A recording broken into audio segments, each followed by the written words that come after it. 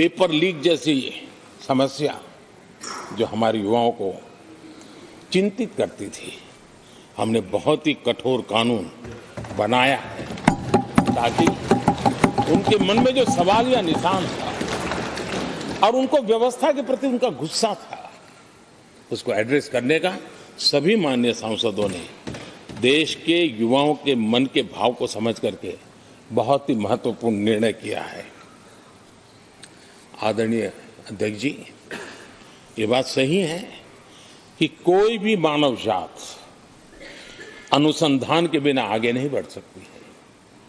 उसको नित्य परिवर्तन के लिए अनुसंधान अनिवार्य होते हैं और मानव जात का लाखों साल का इतिहास गवाह है कि हर काल में अनुसंधान होते रहे हैं, जीवन बढ़ता चला गया है, जीवन का विस्तार होता गया है।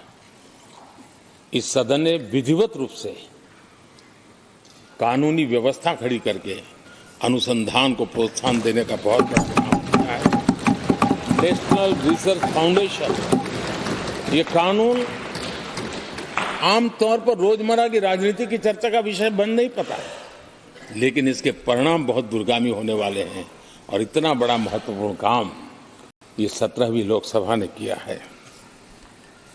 मुझे पक्का विश्वास है देश की युवा शक्ति में इस व्यवस्था के कारण दुनिया का रिसर्च और का एक हब हमारा देश बन सकता है। हमारे देश की युवा के टैलेंट ऐसी है, आज भी दुनिया की बहुत कंपनी ऐसी हैं जिनके इनोवेशन के काम आज भी भारत में हो रहे हैं, लेकिन एक बहुत बड़ा हब बनेगा, यह मेरा पूरा विश्वास है।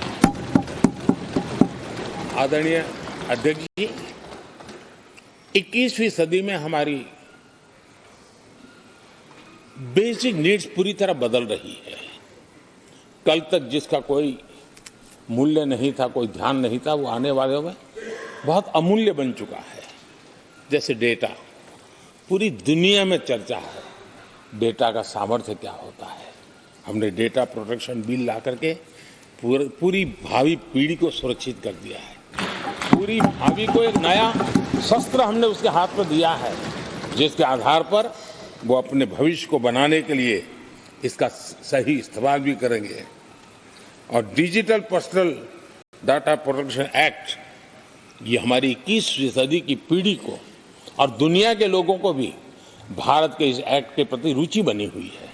दुनिया के देश उसका अध्ययन करते हैं, अपना नई नई व्यवस्था अनुकूल करने के लिए प्रयास कर रहे हैं।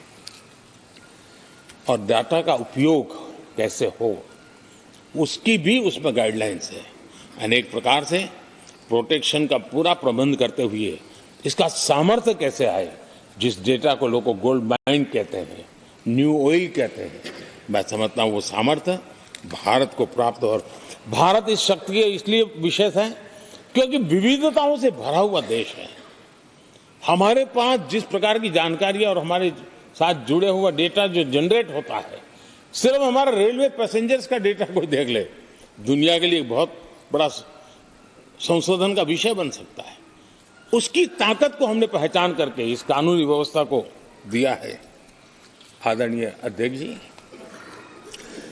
जल थल नभ, इस सदियों से इन क्षेत्रों की चर्चा चली है, लेकिन अब समुद्री शक्ति और स्पेस की शक्ति और साइबर की शक्ति, ये ऐसी त्रिविध शक्तियों का मुकाबला करने की आवश्यकता खड़ी हुई है।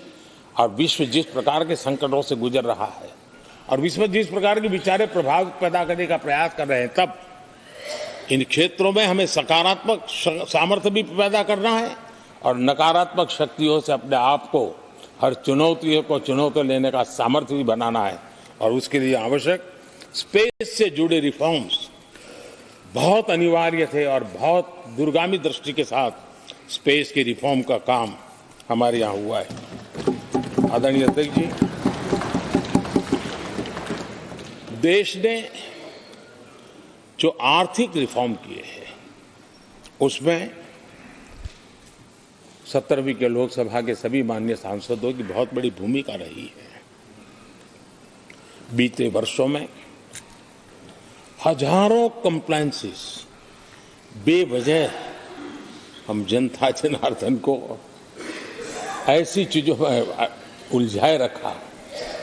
ये गवर्नेंस की एक ऐसी विकृत व्यवस्था विकसित हो गई, उसमें से मुक्ति दिलाने का बहुत बड़ा काम हमारे यहाँ हुआ है और इसके लिए भी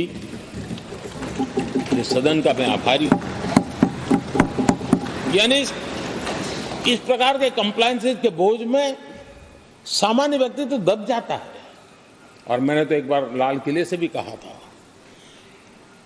हम जब मिनिमम गवर्नमेंट मैक्सिमम गवर्नेंस कहते हैं, मैं दिल से मानता हूं कि लोगों की जिंदगी में से जितना जल्द सरकार निकल जाए उतना ही लोकतंत्र का सामर्थ्य बढ़े।